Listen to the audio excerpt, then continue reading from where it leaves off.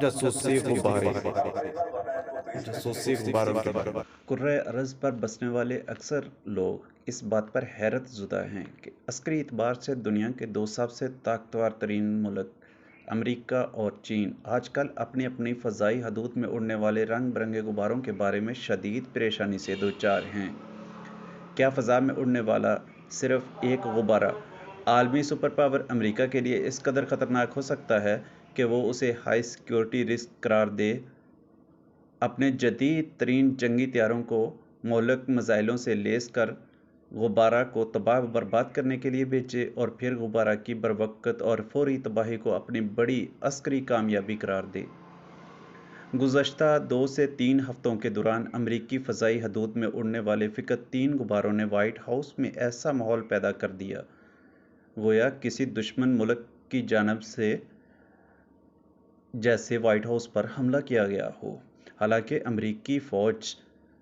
اپنی تمام تر جدید ٹیکنالوجی کے باوجود تاحال اس بات کی شناخت نہیں کر سکی کہ ان کی فضائی حدود میں پرواز کرنے والے تینوں مشکوک چیزیں آخر حقیقت میں کیا تھیں،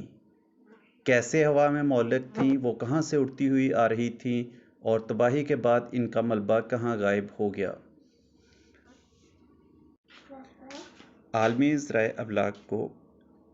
ان مشکوک اشیاء کے بارے میں یہ کہہ کر خاموش کروا دیا گیا کہ عین ممکن ہے کہ وہ جاسوسی غبارے کسی دوسری دنیا میں موجود خلائی مخلوق کی جانب سے بھیجے گئے ہوں۔ امریکہ فضائی حدود میں پہلا غبارہ پینٹاگون کے قریب گرا تھا، جس کے بعد امریکہ کے محکمہ خارجہ کے سیکرٹری اینٹونی بلنکن کا دورہ چین منسوخ کر دیا گیا۔ رواں ماہ 4 فروری کو امریکی فوج کے ایک لڑاکا طیارے نے جنوبی کیرولائنا کے ساحل پر ایک دوسرے مشتبہ چینی جاسوسی غبارے کو مار گرانے کا دعویٰ کیا اور بحرہ اوقیانوس میں مذکورہ غبارے کے گرنے والے ملبے کا سراغ لگانے کی ذمہ داری ایک امریکی بحری جہاز کو سونپی گئی،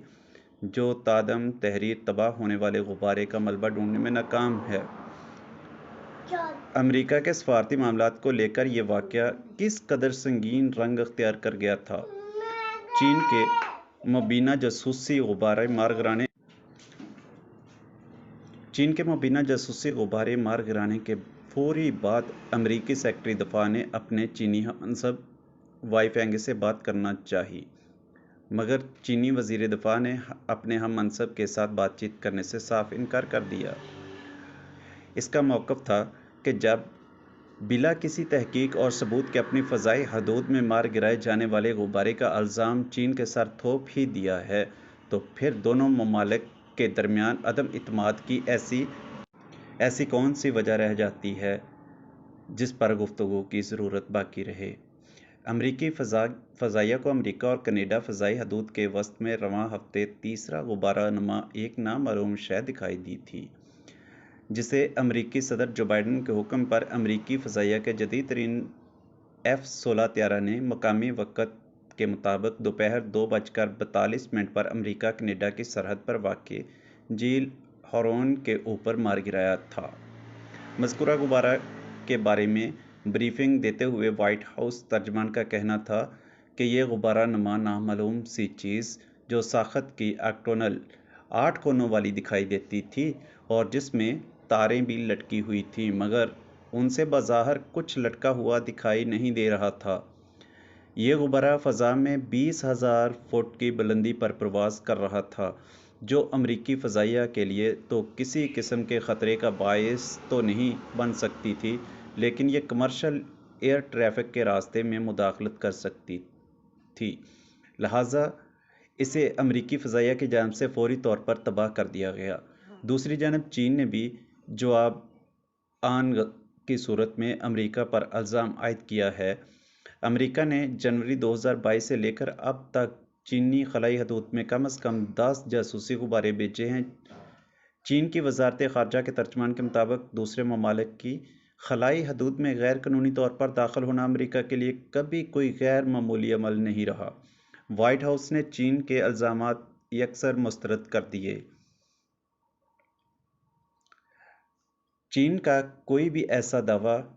جھوٹا ہے جس میں یہ کہا گیا ہے کہ امریکی حکومت چینی فضائی حدود میں جاسوسی غبارے بیچ رہا ہے، تاہم وہ چین ہی تھا جس نے خفیہ انٹیلیجنس معلومات جمع کرنے کے لیے اونچائی پر نگرانی کرنے والا جاسوسی غبارہ امریکی فضائی حدود میں بھیجا۔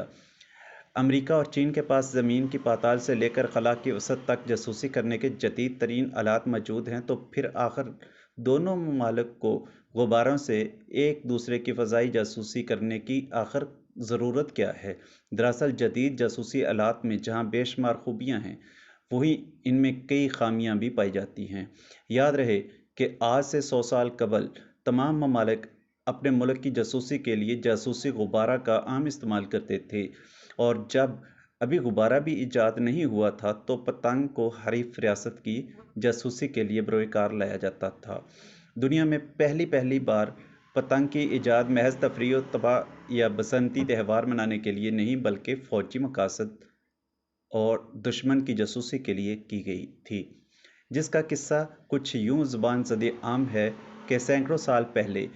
کوریا میں فوجی سپاہ نے عین دوران جنگ آسمان پر ایک تارا ٹوٹتے دیکھا اور اسے برا شگون سمجھتے ہوئے میدان جنگ سے فرار کا راستہ اختیار کر لیا۔ آخر سپہ سالار کے ذہن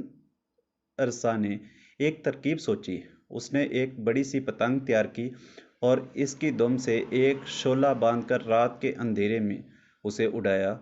تو فوج کو یقین آ گیا کہ آسمان سے جو تارا ٹوٹا تھا وہ واپس آسمان کی طرف لوٹ گیا ہے، اور یوں شکست خوردہ کوریائی فوج ظفر موج دوبارہ سے جنگ لڑنے پر آمادہ ہو گئی۔ اس ایک واقعہ کے بعد پتنگ کو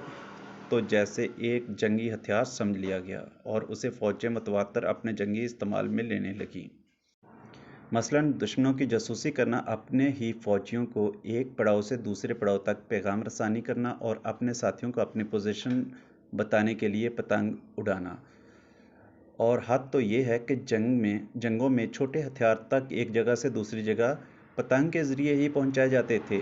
چونکہ جدید دنیا جاسوسی کے آلات کے بے اعتباری سے تنگ آ کر جاسوسی کے قدیم روایتی طریقوں کی جانب بڑی تیزی کے ساتھ راغب ہو رہی ہے، تو عین ممکن ہے کہ مستقبل قریب میں بہت جلد آپ امریکہ اور چین کی فضائی حدود میں جاسوسی پتنگ کے اڑنے اور مار گرانے کی خبر بھی سنیں۔ شاید دنیا ایٹمی جنگ کی ہولناکی سے گھبرا کر بیلون وار اور کائٹ وار کے قدیم دور میں واپس لوٹنا چاہتی ہے۔